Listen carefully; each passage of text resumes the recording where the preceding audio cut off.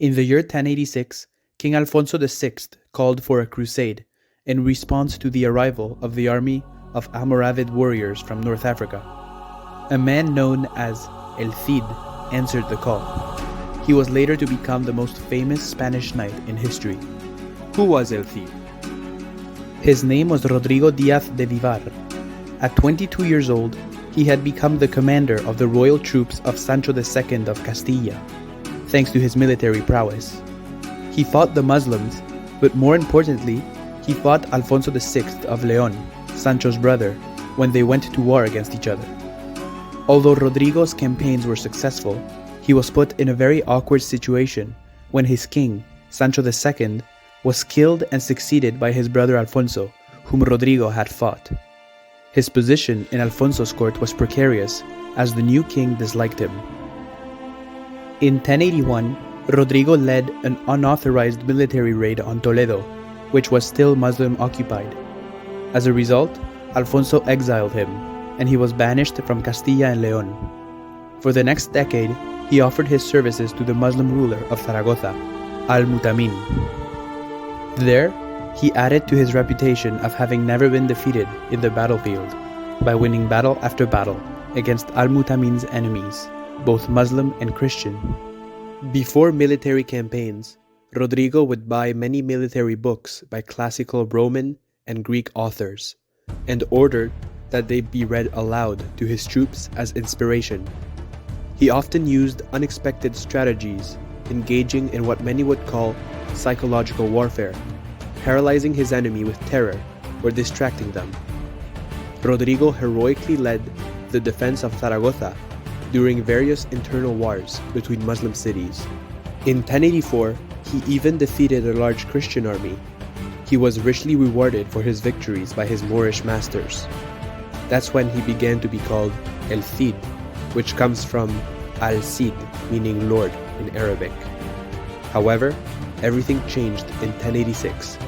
A large and fierce Almoravid army from North Africa was inflicting heavy losses on Alfonso, and the desperate king had called for unity among Christians and the Crusade to drive back the invaders. That's when El Cid decided to join the Crusade. King Alfonso entrusted El Cid with the task of defending eastern Spain. Shortly after, El Cid went to Valencia with the aim of conquering the city. He began a lengthy siege in October 1092. In December of the following year, an Almoravid army tried to break it, but failed miserably. It was only in May of 1094 that the city finally surrendered. El Cid arrested the former Muslim ruler, Ibn Jahaf, and ordered for him to be burnt alive.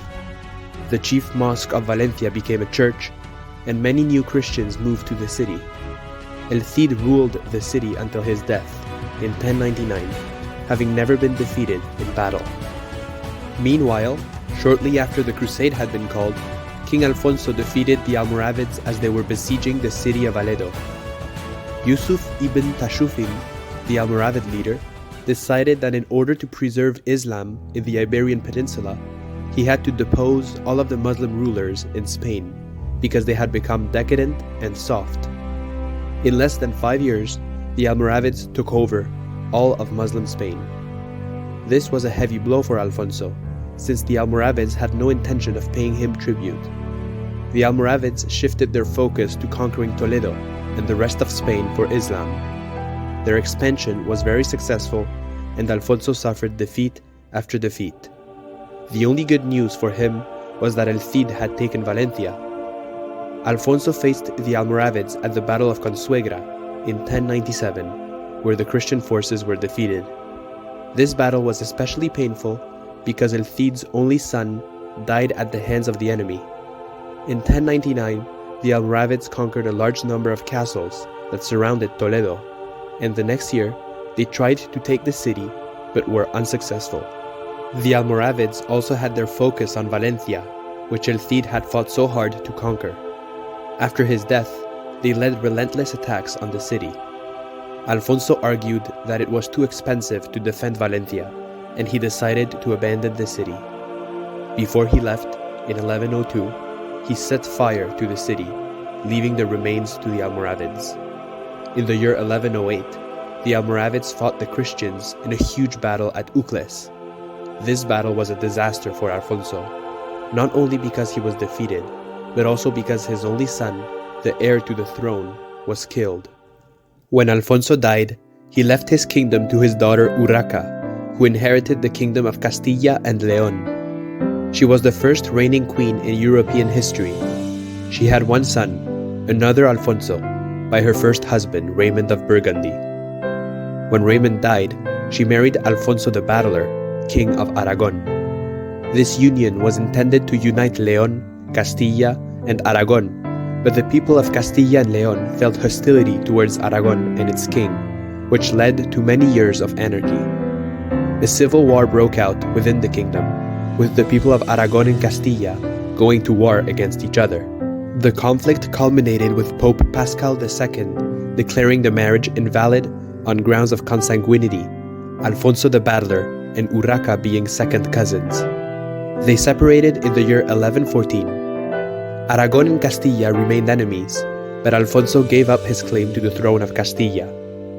Urraca died in the year 1126, succeeded by her son, Alfonso VII. Meanwhile, Alfonso the Battler of Aragon had achieved spectacular victories over the Moors, capturing Zaragoza in 1118 and making it the capital of his kingdom. In 1125, Alfonso led a military raid into southern Andalusia, and although he could not penetrate the walls of Granada, he brought back over 10,000 Christians from the area with him. In 1128, he signed the Peace of Tamara with Alfonso VII of Castilla, the son of his once wife Urraca, which put an end to the strife between Castilla and Aragon and fixed the boundaries of both realms. His constant battles with the Moors reached an end at the Battle of Fraga, where he was fatally wounded in the year 1134. Urraca's son, Alfonso VII, took the title of Emperor of Spain when Alfonso the Battler died, and was the undisputed leader of the Crusade. He was a pious king and introduced the Cistercians, a religious order of monks, to Spain by founding the monastery of Fitero. He fought the Moors nearly every year. In 1138, Alfonso took the fortress of Oreja, near Toledo, after a 7-month siege.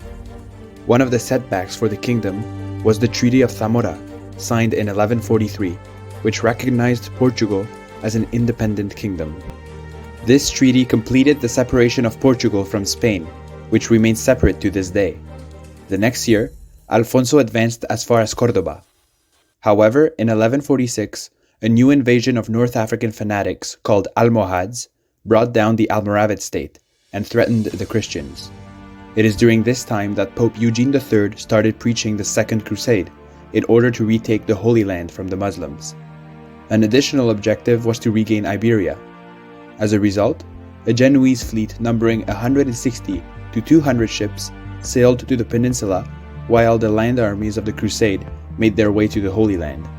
This fleet helped King Alfonso Henriques of Portugal regain the city of Lisbon in 1147, which we will cover in the next video.